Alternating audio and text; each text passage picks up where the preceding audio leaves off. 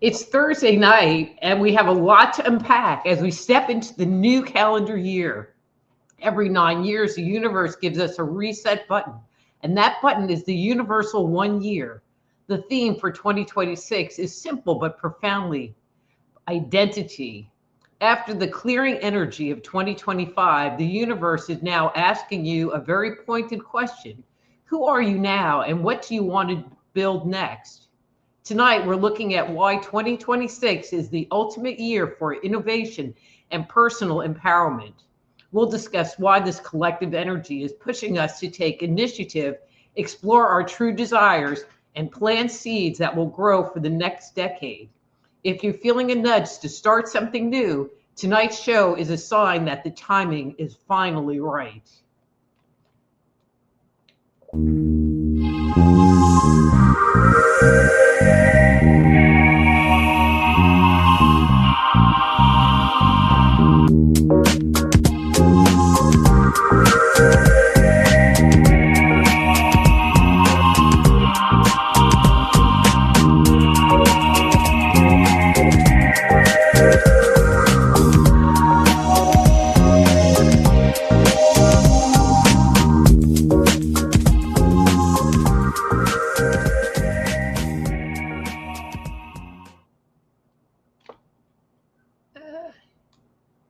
Hello and welcome to Thursday Night Live. I'm your host, Dr. Rita Louise, and thank you all for tuning in for this new year.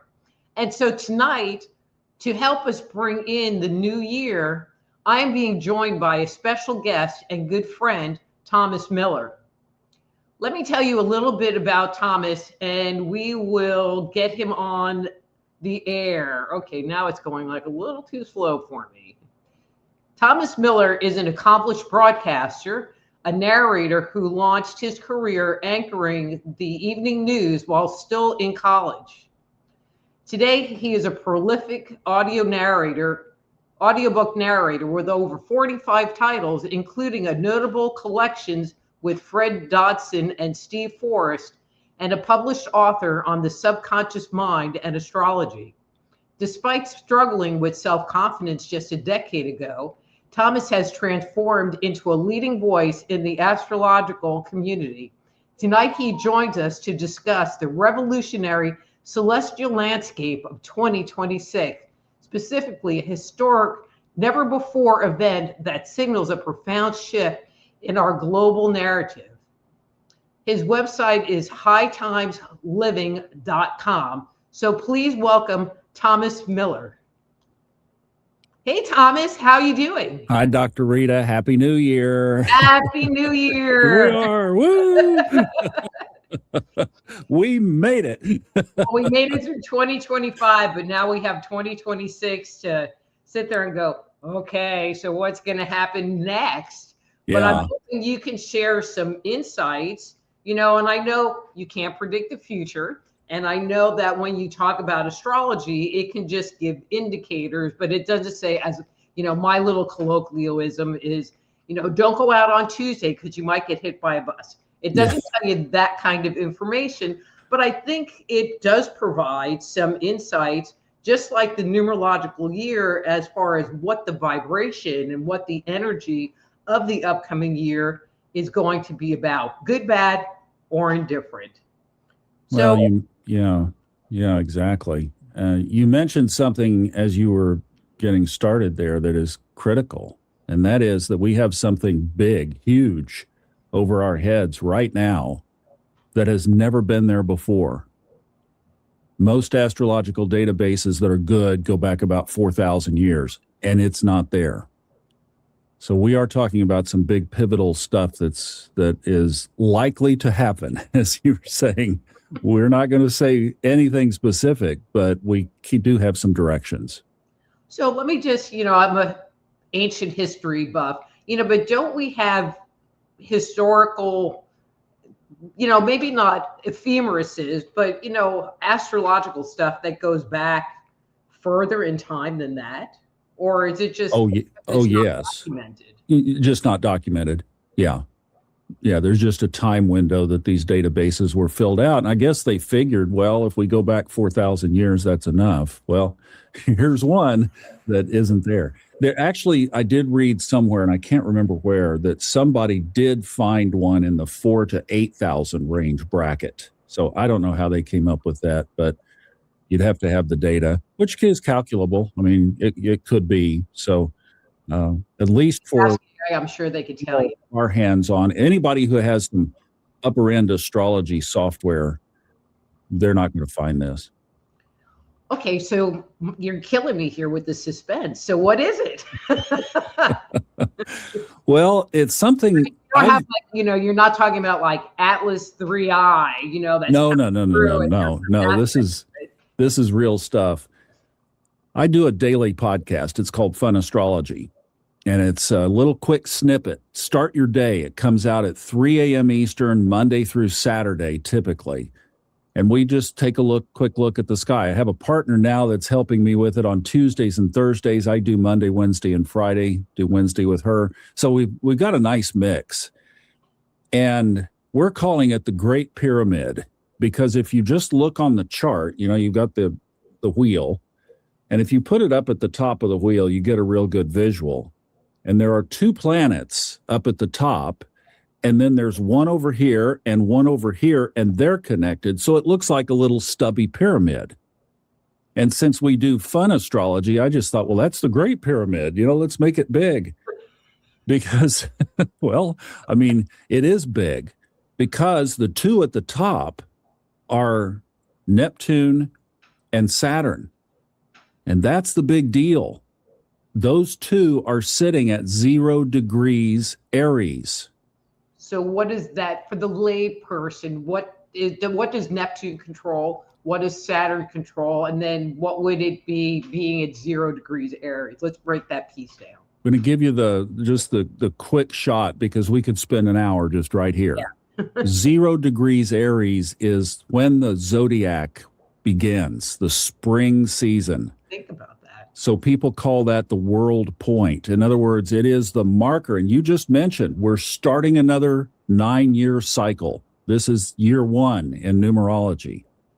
We're starting this, it's new beginnings. It's amazing how you tipped me off to this, and I took a look at it. I was like, wow, Chinese astrology, numerology, and astrology are all just like this. I mean, they just overlay. It's complementary. They're all saying the same thing.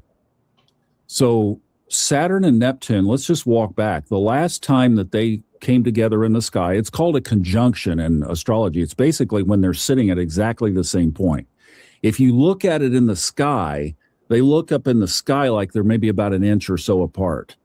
But that's how close they can get if you can see the two planets. Of course, you can see Saturn, you can't see Neptune here. But it's out there, and they are aligned and on the chart, they're right at the same degree. So when they last did this was 1989. What happened in 89, 90, 91? A particular wall fell in Europe. Mr. Gorbachev tear down this wall, and the Soviet Union basically imploded. There was never a shot fired. And a whole new Baltic region of countries emerged, and an economic explosion that was incredible. There was an astrologer, his name was André Barbeau, French astrologer. He passed in 2019 at 98. He wrote an article in 1955 predicting the Soviet Union's collapse on that exact aspect in 1989. And the reason he did was he was born around the turn of the century. So he perceived, when he thought of Saturn, you asked, what does it mean? When he thought of Saturn, Saturn can represent old, stodgy governmental structures that are broken or that are controlling. Well, that was, to him, the Soviet Union. Today, we might look at some dysfunction in our own backyard, and it's like, I mean, could that be what this represents this time around? The time before that was when Joseph Stalin died and Vladimir Putin was born. And the time before that was the Bolshevik Revolution. And then the year after that, the Spanish flu.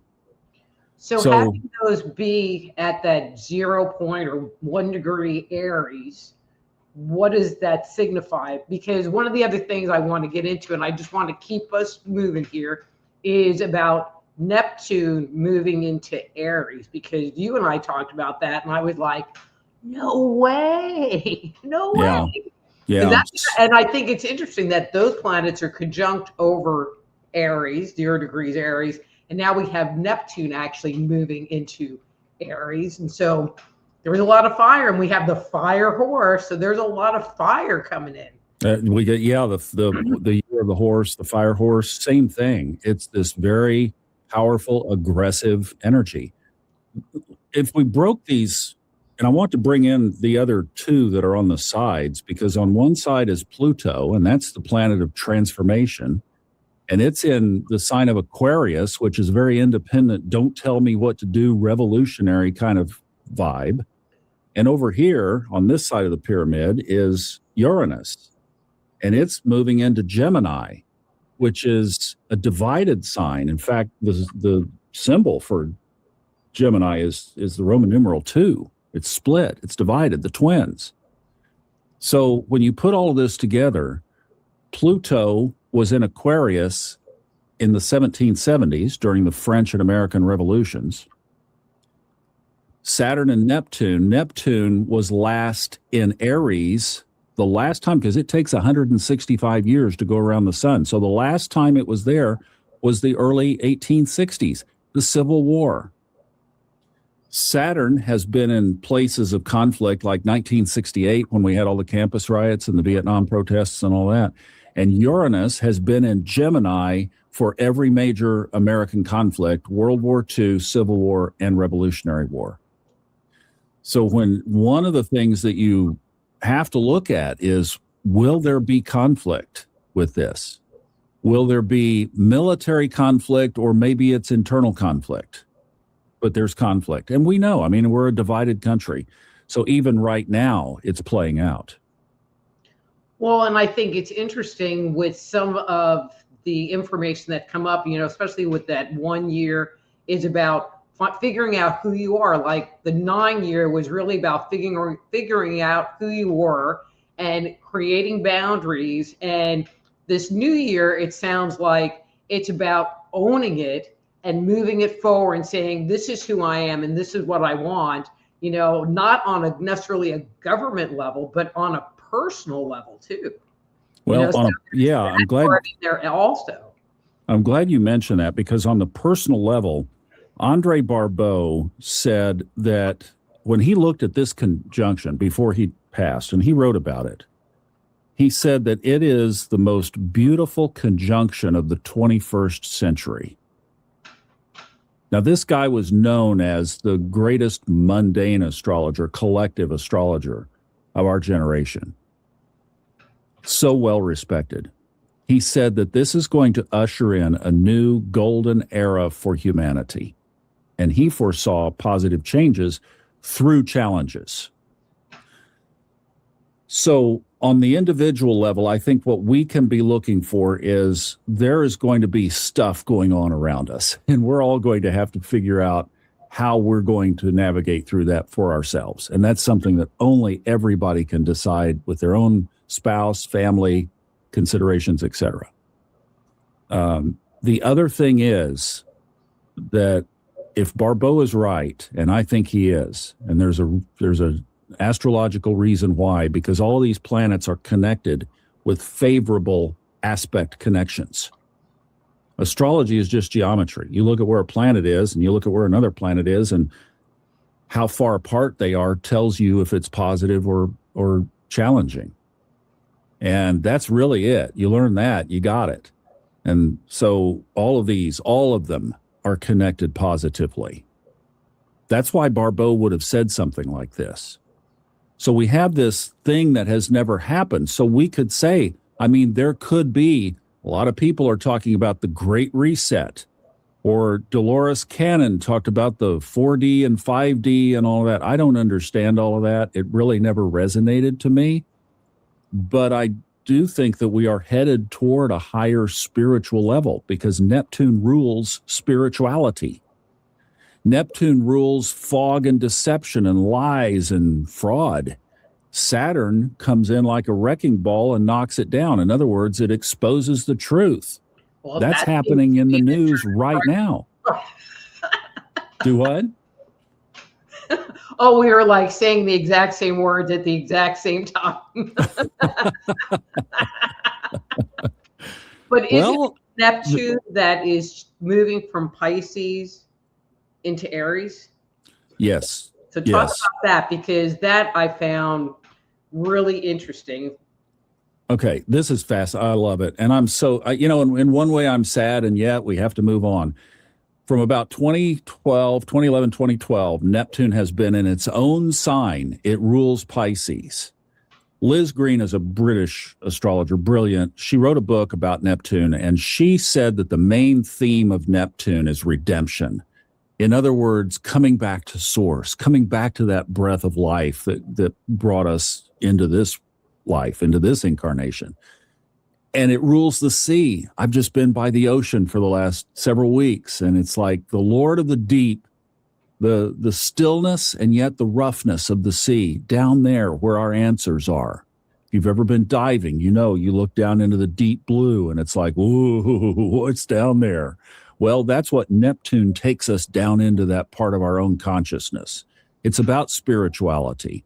It's also about false spirituality.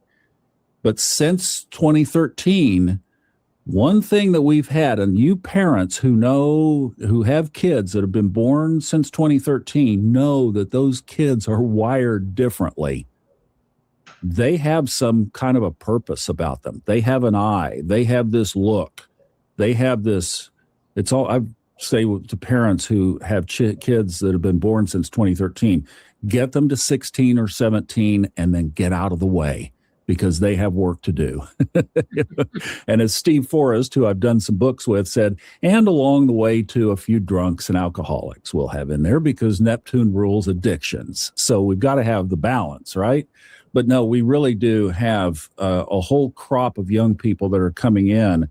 And the early edge of that, 2013, now they're getting into their teenage years. So we're going to start to see some of the things happening from these kids.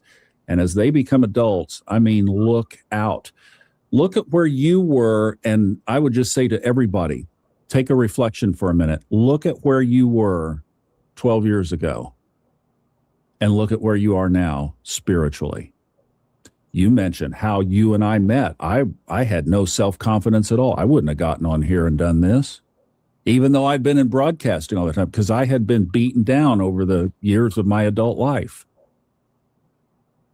All of my transformation happened during Neptune in Pisces. And I know you've worked with a lot of people, and a lot of the people who you know and are familiar with that are on here tonight. Happy New Year, everybody, by the way, too, that have grown immensely over these last 13 years.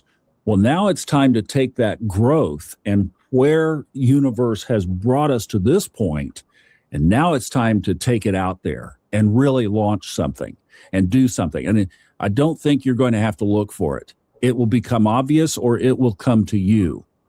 But one of the things is spiritually, more than just being kumbaya, it's going to be time to get your direction, not so much through meditation, more through action.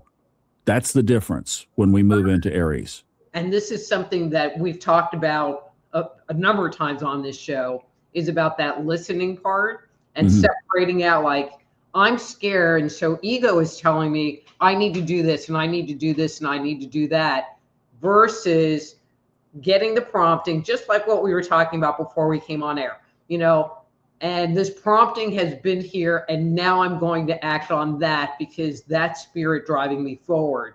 And I think a lot of people have moved into that, being able to, or at least starting to separate out, this is ego pushing me forward, and moving me through fear, versus this is where I need to go from a personal perspective. Totally agree. If you've been doing the work that was presented over the last 13 years, you know now, or you should know more about intuition and knowing about how to hear that prompt, or just knowing when the nudge is there. And then instead of, oh, should I do this or not? Get in action, because action is going to be where the clarity is going to come in the future. If you're sitting on the log, like we have for the last 13 years, journal in hand, Om, Kumbaya, all is well, I got it. Okay. But now it's like, no, get in action and you'll get your Kumbaya. But it's like, what's the next step? The next step. And a lot of times the next step will just fall right in your path too. I'm sorry, you're cracking me up here. Sorry. I forgot. This is a serious webinar. I'm sorry. I'll straighten up. Right. I'll remember fun astrology. We're trying to somewhere. Yeah. Wait, not there.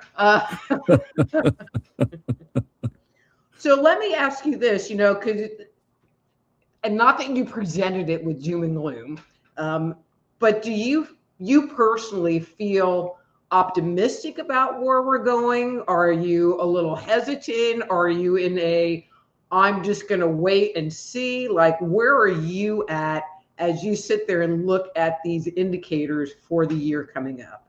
That's a great question. I think we are headed to higher spirituality, but you remember Einstein's line about you can't solve the problem with the same mentality that created it. We're not going to fix what's around us. It's going to have to be taken down. Saturn is really good at that. Saturn in Aries is going to be really good at that. How many rumblings are you already hearing about? In Tehran over the last couple of days, like the last 72 hours in Tehran, the people are in the streets because their currency is collapsing and they're protesting the government because inflation is running about 40% right now. I had a buddy that I knew 20 years ago who came over here from South Africa after the Zimbabwe-Rhodesian collapse or change. He lost everything in 72 hours. I mean, you can't say that this stuff is not real. So I'm looking at this. Uranus is right now in Taurus. That's money. That's the financial system. Shake up, Uranus. All of the signs are there for, stuff is going to happen. And this is where I say I think that everybody with this last little breath of Neptune in Pisces until January 26th, get your intuitive instructions and know in your heart what the right thing for you to do is right now. And this is definitely one foot in front of the next. You don't need the 5-year plan because it will probably change. The energy of the planet will change. So we can't predict out. Just get the next step for you. Doesn't matter what Dr. Reed is doing. Doesn't matter what I'm doing. You need to make your own decisions. But then, I think after we clear the muck out of the way, that we're going to, right? There's a pattern here that also started back in 2020 when two other planets got together. It was Saturn and Pluto. And as we walk that back, it always has been a time of taking out what was corrupted and broken and bringing in something phenomenally better. And that's where I think if that history repeats, then we are going to Andre Barbeau will have been right that he's predicting the next 4 years being the greatest 4 years of this century. Well, hell, I think Trump's been saying since 2023. Yeah. And we just have to get some stuff out of the way so that we can move forward. That's all. But here's the thing. Don't look around and attach to the energy of everything around you. That's why my website is hightimelineliving.com, because it's like, what are the things that can take us on our own high path? You stay in the high energy, even though the stuff is falling around. And if you've got the instructions on what you're supposed to do, you'll be fine through it if you're on your higher vibe. So just stay focused. This is going to be a real time. And it's great what you're doing to bring people together on a weekly basis. Pep talks, hey, we can do this. Hang in there. We've got this. Here's our vibe. We're staying up here. Well, I just, I'm chuckling a little bit because the words that you're using are words that I use a lot on this show. We got Well, the same vibe. It just kills me. yeah, yeah, yeah. So Well, I'm like, okay, so I know everyone that's listening is totally hearing what you say because I'm constantly saying it, but now it's coming from a different voice and a different person and from a different perspective, which to me validates everything that I've been talking about for forever. and we've had conversations around this, but we have not compared notes. No. So this is, I mean, if you're saying that, then it really is coming from, well, this is what I'm seeing. And you're saying, well, this is what I'm seeing. And I've got other people, and you do too, who are seeing the same thing. So it's like universe spirit has put out there where this is going. And then we have to pick up our little thread of it and do our little piece. And that's what I think. I was thinking the other day as I was out traveling. I just got back last night, and I just was thinking, this would be I've never done this because, as you mentioned, I started doing the 6 and 10 news in Fayetteville, Arkansas on Channel 29. It's still there, KTVP at 6 and 10. I was 21 years old. I was still finishing college. And so news has always been something that I was interested in. But I'm just thinking this would be a really good time to turn the news off right now. And see, I just find it interesting because I like to watch where the chess pieces are going.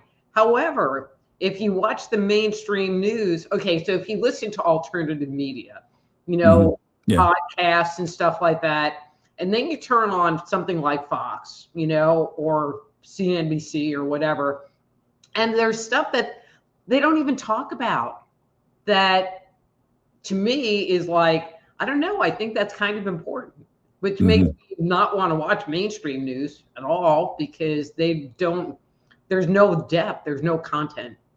And they just echo the same things over and over and over and over and over again. Do what you're doing. Be your own news channel. Mm-hmm.